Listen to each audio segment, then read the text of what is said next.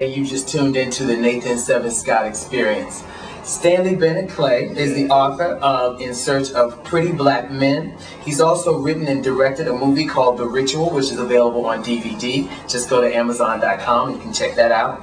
And he's currently working on a new project, which is an adaptation of Elin Harris's Invisible Life. Is that correct, Stanley? That is correct. So, Stanley, why don't you give us a little bit more about yourself? I know I just gave a little bit, but tell the people watching a little bit more. Okay, well, actually, the novel that was out previously is In Search of Pretty Young Black Men.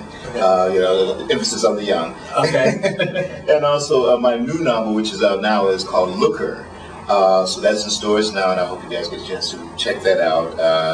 It's been getting great reviews, and it's the story of a black gay lawyer who is living a wonderful life, and everything seems to be going his way, but he has everything but passion. And then when he ends up representing a friend of his who's a lesbian who's been raped, and she ends up killing her rapist, well, then he defends her, and in that defense he is able to get his passion back, and also finds a great love that was right there in front of his face all along. So, so that's about it. And then the Elin Harris situation is really a very exciting thing for me, because not only am I given the opportunity to work with an Elin Harris book, but on top of that, I'm collaborating on the songs with Ashford and Simpson.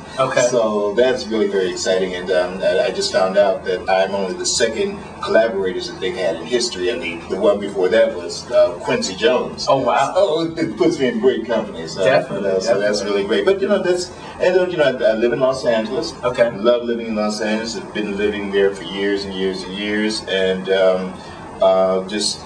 that's kind of what I do. I'm very much a beach bum. Go to the because my partner is Dominican, so we spend a lot of time in the islands. And laid up on the beach doing nothing. So that's always fun. That's always fun. If you have that luxury. It's nice. Writing can make you lazy and also make you creative at the same time. I mean, it makes you energetic. So there's an oxymoron with the whole thing with writing. You can sit up and virtually do nothing, but you must continue to write. You have to get it out. So that's kind of cool. So now, the project, the Invisible Life project, is it? Because I'm a little confused. Is it a play or is it a movie? Well, it's interesting because they actually hired me to write the play and the movie. So I don't know which one is going first. I do know that what is happening now is that they are workshopping the play. They've been testing it out, and the songs have been performed at various venues, things like that. But I think that that's what's going to go first, because they're actually shooting for a Broadway production.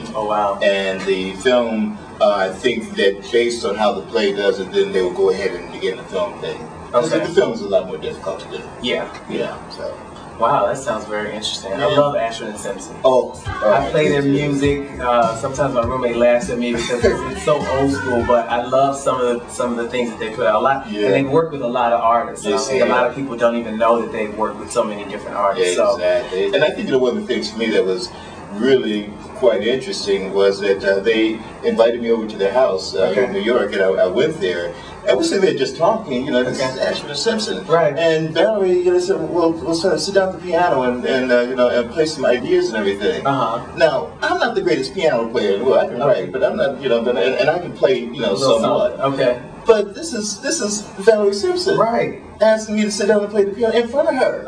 And everything. So I was like, kind of, if I wasn't intimidated before, I was truly intimidated, and I could barely get the stuff out. But they were very forgiving and everything. So it worked out. Oh, that sounds like a lot of fun. Was Nick there? Yes. Did he have his hair? Yeah, they were both hovering over the piano. Here I am trying to play some stuff.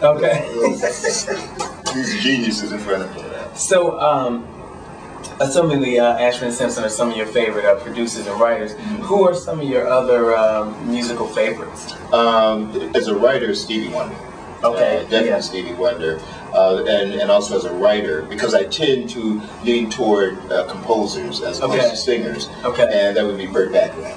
I'm very, very influenced by his style and his use of unique rhythm patterns and things like that, and very distinctive melodies. But singing wise, of course, I love me some Luther. Gotta have my Luther and Gladys Knight. Gladys Knight. Gladys Knight. She's a legend. Singing diva. Yes, she is. Is she still in Vegas? Do you know? I don't know. Yeah, I know she had a show out in Vegas for a while. Okay. Yeah. Yeah, I love her. Let's see. Let's dive a little bit into. I know you said you've been in a committed relationship for 4 years. Right. With a Dominican young man. Right. And where is this young man right now, and what's he like? Well, he's a, well, actually, I have a picture of him. You do? You have a picture? Yes. Ooh, nice. You know? Let's see. That's the picture. He's hot. He's hot. No, that's my sweetie pie. So now, he looks, now in search of pretty young boys. Pretty young black man. Pretty young black man. Now, he looks like a pretty young black man. How old is he? He's 24. Oh, wow. Yeah, I know, and I'm 57. Oh, wow. 57, I would have never guessed. Yeah, 57, you know. Hey. So, it works out. Black don't crack. Yeah, hey, try your best, baby. Thank you. So now, what's that like? Because I know I definitely wanted to ask you a little bit about life after 50.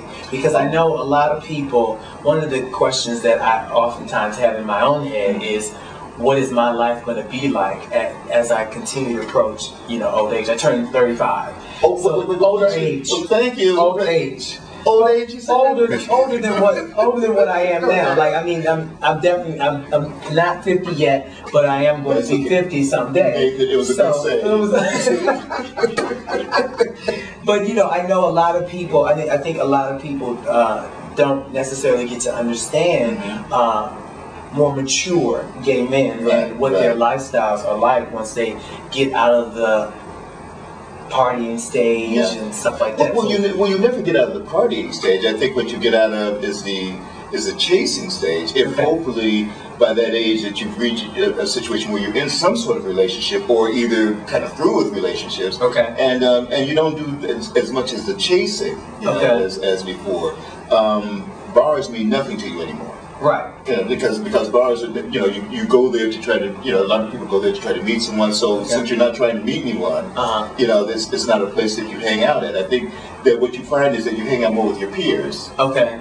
Even though I tend to hang out with younger people. Okay. And for me, that's because a great percentage of our older community, and this is not just the gay community, but in the community as a whole. Okay. We become a little bitter and resentful, and it's like they're waiting around to die.